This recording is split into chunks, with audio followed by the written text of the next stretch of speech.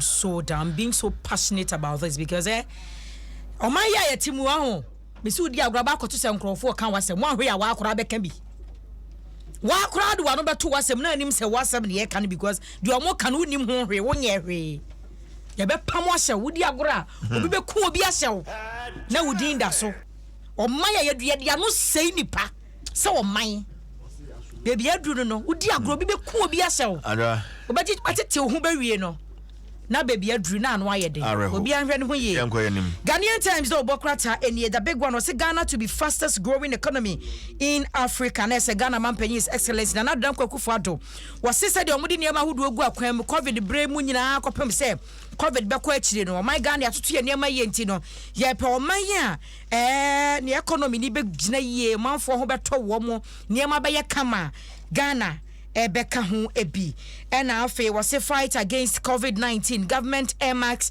$25 million seed money to establishment of National Vaccine Institute we Ghana man penyi kan was here so mo bom ho modern say ombe be a vaccine institute e wa ha onsa covid ne ba be ani woni ma bebre ho empo bia ya rapid response team gwana say da nya papa ba covid ya da oroma yes covid is we yare na no odin no a say ye creative na ye bie nwuma na ye proactive no in fact bet me covid has done more good than harm we yare no aspect e kum nipa no free one more ye industrious out of covid just say pedifo e de pesikabotini $25 million and only ye seed money a wo mudi frase na fe we be a National Vaccine Institute also TUC calls for public sector salaries commission to advise government penifo tremu a said the market yantu mu no penifo trase no ha munche mu amode ka hono mani nso enkoyi ntia be ya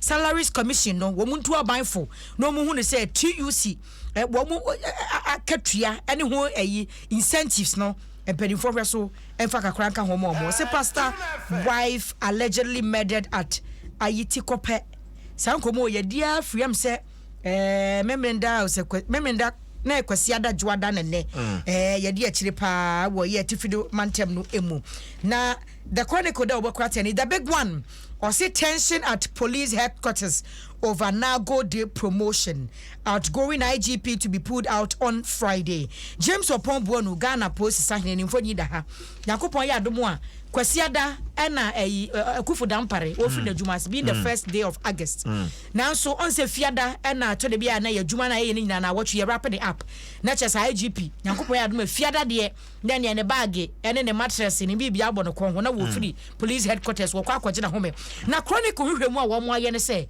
enwada IGP frame meeting na meeting na wo frame nyamna meka o chronicle na de aba meeting na wo frame ni nyina ne se wasu meeting police management board na ose onu opanyini James Opombuani wa announce say ni colleague commissioners bi wo hono mo a opese wo promote wo mo aka 4 days no wo promote the colleagues ye bi and the drivers ye bi and the bodyguards wo do mo shebe well MC Enra the Bokata no ba ko so e publish I think over 1,000 police officers and one more free corporal eco sergeant one more promote free sergeant eco inspector one free inspector and personally me I feel it's a step in the right direction because police fund be one more amabre promotion who so be promote o say aka bosum enami oh but ni nyina na adwuma kro na ana bi so na process ne wo ho so we so finish and enya ono na dwen am say there's a police counselor or this to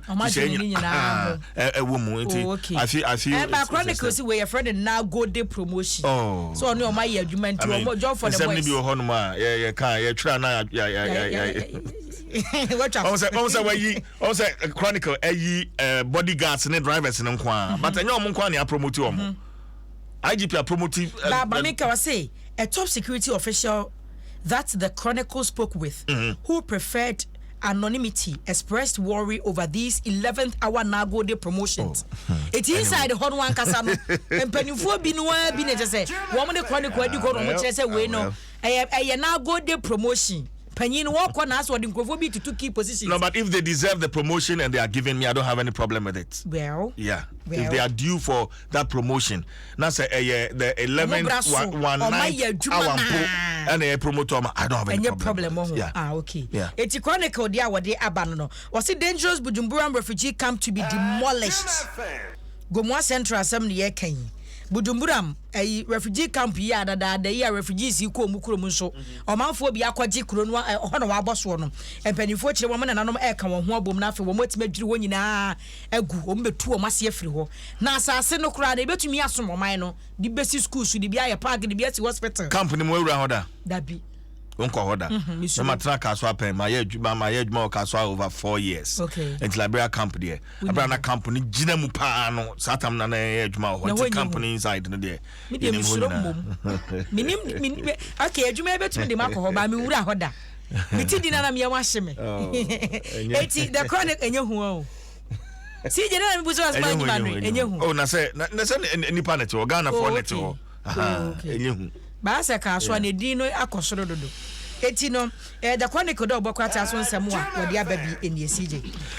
Right, amanta ma krado. Wamaba.